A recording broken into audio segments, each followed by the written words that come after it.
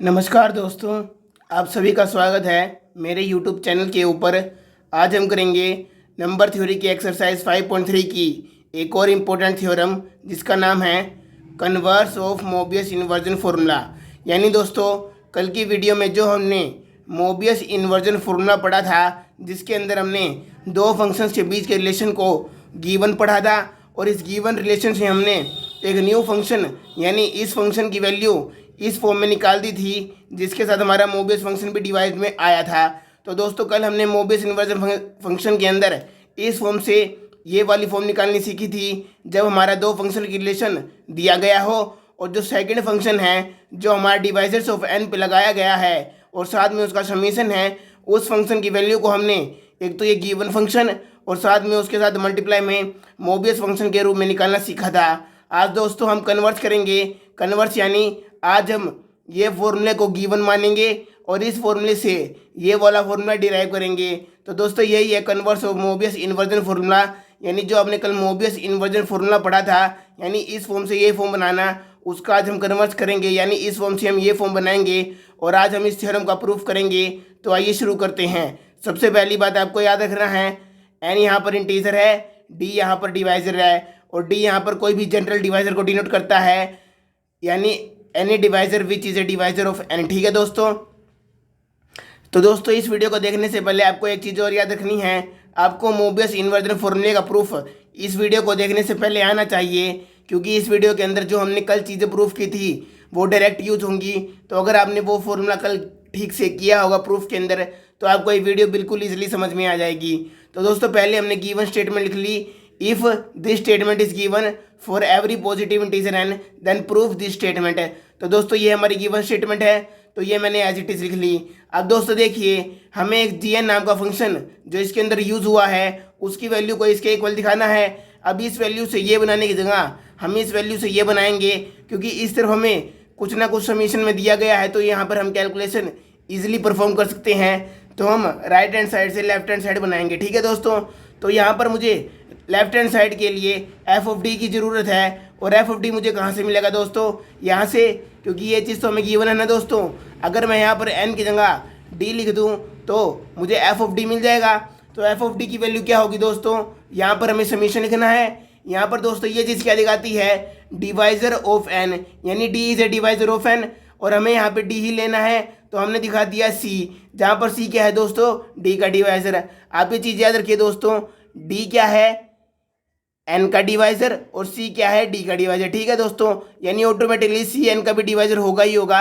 पर अभी हमें ये बात याद नहीं रखनी है, हमें अभी इस स्टेटमेंट पर ज़्यादा ध्यान देना है कि डी एन का डिवाइजर है, और सी हमने क्या लेट कर लिया दोस्तों? C is a divisor of D. अब दोस्तों यहाँ पर देखिए, जो यहाँ पर डिवाइजर आता है वही मोबियस फंक्शन के अंदर आता है। तो यहाँ पर जो मोबियस फंक्शन यूज होगा उसके अंदर सी आएगा, क्योंकि आपने ये फंक्शन डी डिवाइजर पे लगाया है। और यहाँ पर जी आता है जब दोस्तों, वहाँ पर गिवन नंबर आता है यानी एन, यहाँ पर गिवन नंबर क्या है दोस्तों? डी, और साथ में डिवाइड में उसका डिवाइजर आता है डी, तो यहाँ पर डिवाइजर इसका आ गया सी। ठीक है दोस्तों। अब इस फॉर्म से हम आगे प्रोसीड करेंगे। तो दोस्तों, आगे हमने ये फॉर्मूला इस तरीके से खोल लिया। इसका क्या मतलब है दोस्तों?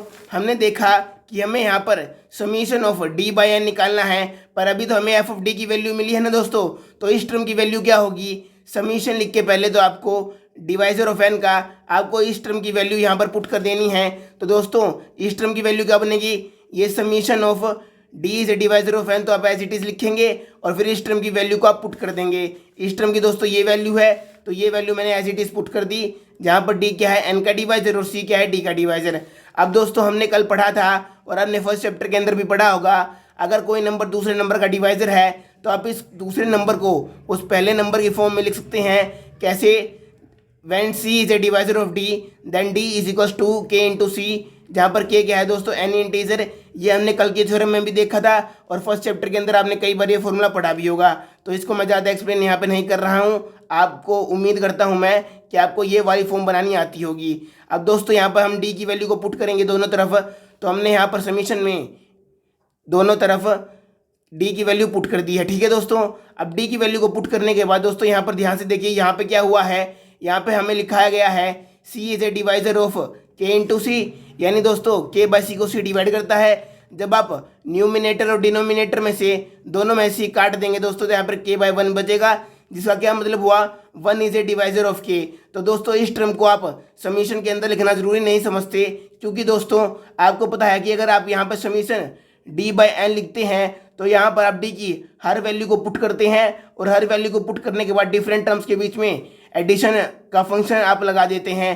पर दोस्तों यहाँ पर देखिए, यहाँ पर तो एक कांस्टेंट नंबर वन दिया गया है, यानी आपको समीशन को एक बार ही ऑपरेट करना है। एक बार ऑपरेट करने का मतलब क्या है दोस्तों, आपको केवल पहली टर्म लिखनी है और पहली टर्म लिखने के बाद आपको कुछ नहीं करना, क्योंकि यहाँ पर पहली टर्म के बाद ये नंबर खत्म हो जाएगा, जिससे समीशन का कोई मतलब नहीं रहता। इसका मतलब आप इस वाले समीशन को हटा सकते हैं। तो हमने इस वाले समीशन को क्यों हटाया, क्योंकि दोनों तरफ से सी कैंसिल हो गया, यहाँ पे वन बचा। वन का मतलब क्या है, इस समीशन को आप केवल एक बार ऑपरेट करेंगे और पहली बार ऑपरेट करने के बाद आपको इस टर्म की वैल्यू ये मिल गई और ये समीशन एज इट इज रह गया। ठीक है दोस्तों, तो हमारी ये टर्म एज इट इज रह गई। अब दोस्तों जब यहाँ पर डी की वैल्यू हमने क्या मानी है दोस्तों, के इंटू सी, तो यहाँ पर अब डी की वैल्यू यहाँ पर भी पुट कीजिए। यहाँ पर पुट करने के बाद सी से सी कैंसिल हो गया तो यहाँ पे के बच गया। ठीक है दोस्तों, तो अब तक हमारी जो ये लेफ्ट राइट हैंड साइड वाली टर्म है इस एक्सप्रेशन में, वो हमने यहाँ तक वो प्रूव कर दी है। लास्ट में हमें इसको जी एन के इक्वल दिखाना है। तो आइए आगे देखते हैं इसको कैसे करेंगे। अब दोस्तों देखिए, इस टर्म से आपको क्या पता चल रहा है, के C is a divisor of n. और दोस्तों अगर के सी एन का डिवाइजर है तो आप कह सकते हैं के बी एन का डिवाइजर है। वो कैसे दोस्तों, क्योंकि दोस्तों अगर आप जानते हैं अगर के सी एन का डिवाइजर होगा तो आप एन को के सी की फॉर्म में कैसे लिख सकते हैं, के सी इंटू दोस्तों m, where m is an random integer. जैसे हमने यहाँ पर डी को के सी की फॉर्म में लिखा था जहाँ पर के एन इंटीजर था, उसी प्रकार हमने एन को के सी की फॉर्म में लिख दिया जहाँ पर एम भी एक रैंडम इंटीजर है। इसको आप दोस्तों ऐसे ब्रैकेट में सी एम को इकट्ठा लिख सकते हैं और बाद में आप सी एम को एक रैंडम इंटीजर लेट कीजिए, मैं इसको ए मान लेता हूँ, ए मान सकते हैं। तो दोस्तों अब क्या आया, एन इज इक्वल टू के ए। तो यहाँ से दोस्तों आप साफ साफ देख सकते हैं के डिवाइड्स एन, यानी k is a divisor of n. एक तो यहाँ से आ गया दोस्तों, और दो दोस्तों हमारी ये फॉर्म बनी थी, उस फॉर्म से आप क्या लिख सकते हैं, इस वाली फॉर्म से देखिए। अगर मैं यहाँ पर डिवाइड में ले जाऊँ दोस्तों किसको, सी को अलग लिख लूँ और के को डिवाइड में ले जाऊँ, यानी अगर मैं यहाँ से लिख लूँ एन बाई के, तो इस तरफ क्या रह जाएगा दोस्तों सी एम, और एम एक दोस्तों इंटीजर है, सी बी इंटीजर है। इस फॉर्म से आपको क्या मिलता है, ये फॉर्म भी कौन सी है दोस्तों, बी इज इक्वल टू ए सी वाली फॉर्म, जैसे कि हमने अब तक फर्स्ट चैप्टर के अंदर और पिछली थ्योरम्स के अंदर भी पढ़ा है फिफ्थ चैप्टर में। तो दोस्तों यहाँ से आप लिख सकते हैं C is a divisor of n by k. तो दोस्तों मैंने इसी फॉर्म को इन दो फॉर्म के अंदर कन्वर्ट कर लिया, और क्योंकि दोस्तों मैंने इस एक समीशन को दो अलग अलग फॉर्म्स के अंदर कन्वर्ट किया है, तो इस समीशन को मैं दो समीशन के फॉर्म में लिख सकता हूँ। जहाँ पे मैंने इस टर्म को दो टर्म्स के रूप में कन्वर्ट कर लिया, तो इस समीशन को मैं दो बार ऑपरेट कर सकता हूँ, एक बार तो इस टर्म के ऊपर और एक बार इस टर्म के ऊपर। तो दोस्तों मैंने इस समीशन को इन दो समीशन की फॉर्म में लिख दिया, जहाँ पर ये दोनों फॉर्म कहाँ से आई, इस एक फॉर्म में से मैंने दोनों फॉर्म बना ली। ठीक है दोस्तों, आप समझ गए होंगे। अब दोस्तों एक चीज़ और याद रखिए, कल मैंने आपको थ्योरम में पढ़ाया था, तो वो आज मैं डायरेक्ट लिख रहा हूँ। जो हमने कल मोबियस थ्योरम के अंदर देखा था, मोबियस इन्वर्जन फॉर्मूला के अंदर, कि जो किसी भी नंबर n के डिवाइजर होते हैं वो दो प्रकार के होते हैं, एक तो n से छोटे वाले और एक n के इक्वल। वो कैसे दोस्तों, जैसे दोस्तों अगर हम कोई नंबर 10 कंसीडर करें, तो दोस्तों 10 के क्या क्या डिवाइजर होते हैं, 1, 2, 5 और 10। हमने ये कल भी देखा था। तो दोस्तों हम देख सकते हैं एक 10 का डिवाइजर तो 10 के इक्वल ही है, यानी n is equal to n, या आप d लिख लीजिए, यानी one of the divisor of n is equal to n और other divisors are less than n। हम देख सकते हैं दोस्तों ये बाकी जो डिवाइजर्स है 1, 2 और 5 वो तो n से छोटे हैं, और केवल एक डिवाइजर ऐसा है जो n के इक्वल है। तो यहाँ पर दोस्तों हमने यही चीज़ की है कि जो सभी डिवाइजर्स होते हैं n के, या तो वो n से छोटे होते हैं और एक डिवाइजर n से बड़ा होता है। यानी अगर दोस्तों कोई भी डिवाइजर हो n का, तो आप उसको इस दो फॉर्म में रिप्रेजेंट कर सकते हैं, where d is less than n और d is equal to n। यही दो फॉर्म पॉसिबल है दोस्तों हर डिवाइजर के केस में। अब दोस्तों यहाँ पे हमने देखा कि k क्या है, k is a divisor of n, यानी दोस्तों k के ऊपर ये दोनों कंडीशन लागू होती हैं, या तो k n से छोटा होगा या k n के इक्वल होगा। अब दोस्तों जो हमने समीशन ऑपरेट किया है, यहाँ पर हम इसको एक तो इस वैल्यू के ऊपर ऑपरेट करवा सकते हैं दोनों समीशंस को, क्योंकि दोनों के अंदर k यूज हुआ है, और एक बार हम इस वैल्यू के ऊपर ऑपरेट करवा सकते हैं समीशन को। तो दोस्तों हमने समीशन को ऑपरेट करवा दिया इस वैल्यू के ऊपर और इस वैल्यू के ऊपर, यानी दोस्तों एक बार तो हमने इस समीशन की टर्म को k is less than n पे ऑपरेट करवा दिया, और प्लस में एक बार इस समीशन को k is equal to n पे ऑपरेट करा दिया। k is less than equal का क्या मतलब है दोस्तों, कि हमने जो n की बाकी डिवाइजर्स हैं उन सभी के ऊपर तो समीशन को अलग से ऑपरेट करवा दिया, और जब डिवाइजर n के ही इक्वल हो गया उस वैल्यू पे हमने समीशन को अलग से ऑपरेट करवा दिया, यानी इस समीशन को हमने दोनों वैल्यूज पे अलग अलग ऑपरेट करवा दिया। अब दोस्तों यहाँ पर आप k की वैल्यू n के इक्वल रखिए, तो जब मैं यहाँ पर k की वैल्यू n के इक्वल रखूंगा तो मेरा क्या आ जाएगा दोस्तों, यहाँ पर हमें दिखा k डिवाइड्स n, तो यहाँ पर आ जाएगा दोस्तों n डिवाइड्स n, यानी 1 डिवाइड्स 1। और दोस्तों मैंने आपको बताया जब इस तरफ 1 लिखा हो तो यानी सीधी सी बात है हमारा जो समीशन है वो एक बार ऑपरेट होगा, यानी ये वाला समीशन तो कैंसिल हो जाएगा, तो इस वाले समीशन को मैंने लिखा ही नहीं दोस्तों। और यहाँ पर मैंने इस वाले समीशन को मोबियस फंक्शन के साथ ले लिया, और यहाँ पर मैंने दोस्तों देखिए n की वैल्यू जो हमारी k की वैल्यू है वो n के इक्वल रख दी, यानी यहाँ पर मैंने k की वैल्यू n के इक्वल रख दी। तो दोस्तों जो हमारा n बाई k था वो किसके इक्वल हो गया, n बाई n के, और n बाई n क्या होता है दोस्तों 1। तो यहाँ पे ये समीशन क्या बन गया दोस्तों, इस समीशन की limit I c is a divisor of 1। और आप दोस्तों जानते हैं कि 1 के कितने डिवाइजर होते हैं, a के डिवाइजर होता है, यानी दोस्तों जो c की वैल्यू है वो भी 1 आ गई। तो यहाँ पे दोस्तों जो c की वैल्यू 1 है, तो इस टर्म का क्या मतलब हुआ दोस्तों कि जो हमारी ये टर्म निकल के आई है दोस्तों, summation of c is a divisor of 1 mu of c। यहाँ पर हमने देख लिया कि c की वैल्यू किसके इक्वल आई है दोस्तों 1 के, और अगर c की वैल्यू 1 के आई है तो इसका मतलब क्या हुआ दोस्तों, ये टर्म हमारी मोबियस फंक्शन ऑफ 1 के इक्वल बन गई, क्योंकि यहाँ पर आपको c की वैल्यू 1 के इक्वल रख देनी है। तो दोस्तों ये आपका आ गया म्यू 1, ठीक है दोस्तों, और ये आपका g के ऐसा कैसे रह गया, और ये समीशन हमारा कैंसिल हो गया था, ठीक है। और अब दोस्तों यहाँ पर और देखिए ये समीशन क्या बना, इस समीशन के अंदर जो हमारा ये वाला समीशन था उसको तो मैंने जीके के साथ लिख लिया, और जो हमारा ये वाला समीशन था उसको मैंने मोबियस फंक्शन के साथ छोड़ दिया। ऐसा क्यों किया दोस्तों, इस चीज़ को ध्यान से देखिए। इस केस में हमारा k लेस देन n है दोस्तों, आप जानते हैं दोस्तों n बाई के की वैल्यू क्या सकती है दोस्तों, ग्रेटर देन 1 लेस देन 1 और इक्वल टू 1। अब दोस्तों हमने देख लिया कि जो k की वैल्यू है वो है लेस देन n, और अगर दोस्तों k की वैल्यू n से छोटी है तो इसका आंसर ग्रेटर देन 1 आएगा ना। वो क्यों दोस्तों, क्योंकि दोस्तों आप एक बड़े नंबर को एक छोटे नंबर से डिवाइड कर रहे हैं, जैसे मैं 10 को 2 से डिवाइड करूं तो इसकी वैल्यू 5 आती है दोस्तों, जो 1 के इक्वल नहीं होती, वो 1 से बड़ी ही होती है। तो दोस्तों सीधी सी बात है, जब आप एक बड़े नंबर एक छोटे नंबर से डिवाइड करते हैं तो उसकी वैल्यू हमेशा ग्रेटर देन 1 आती है। तो दोस्तों यहाँ पर जो हमारे एन के की वैल्यू है इस केस में हमारी एन के की वैल्यू ग्रेटर देन 1 है।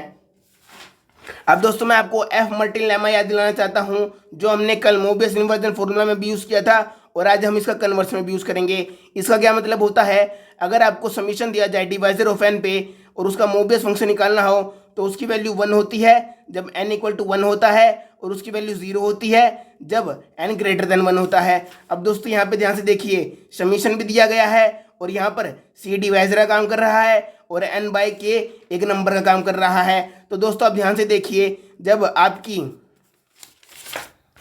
ये वाली टर्म, जब आपका ये वाला नंबर n 1 से बड़ा होता है तब आपका आंसर क्या आता है दोस्तों 0, और जो हमारी इस तरह वाली टर्म है इस केस में वो है n बाई के, और हमने देख लिया n बाई के दोस्तों ग्रेटर देन 1 है, यानी इस पूरी टर्म का आंसर क्या आ जाएगा दोस्तों 0, और इसका आंसर 0 आ गया दोस्तों।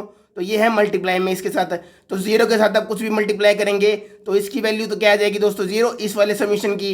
और अब इसका ध्यान दीजिए दोस्तों, यहाँ पे मैंने बताया था कि ये टर्म किसके इक्वल बन गई है, मोबियस फंक्शन ऑफ 1 के, और आप जानते हैं दोस्तों मोबियस फंक्शन ऑफ 1 की वैल्यू क्या होती है 1, क्योंकि दोस्तों यहाँ पे c 1 का डिवाइजर था तो c की वैल्यू भी 1 के इक्वल हो गई थी, और c की वैल्यू 1 होने से यहाँ पर म्यू 1 आ गया था और समीशन कैंसिल हो गया था, और म्यू 1 की वैल्यू दोस्तों होती है 1। तो इस टर्म का आंसर 1 आया, और साथ में मल्टीप्लाई में k है दोस्तों g ऑफ k, और यहाँ पर दोस्तों ये भी याद रखिएगा कि k की वैल्यू n के इक्वल है, तो यहाँ पर आप लास्ट में k की जगह n रिप्लेस कर देंगे, तो ये टर्म क्या बनी दोस्तों, तो दोस्तों ये वाली टर्म तो हमारी 0 हो गई, जो हमने अभी अभी देखी कि यहाँ पर एफ मल्टीपल लेमा का यूज़ करके आप लिख दीजिएगा, using F multiple lemma this term is 0, और 0 के साथ किसी की चीज़ में मल्टीप्लाई करेंगे तो वो 0 हो जाएगा। इस टर्म की वैल्यू 1 आ गई, और जब मैं यहाँ पर k को n के इक्वल रखूंगा तो ये जी एन हो जाएगा।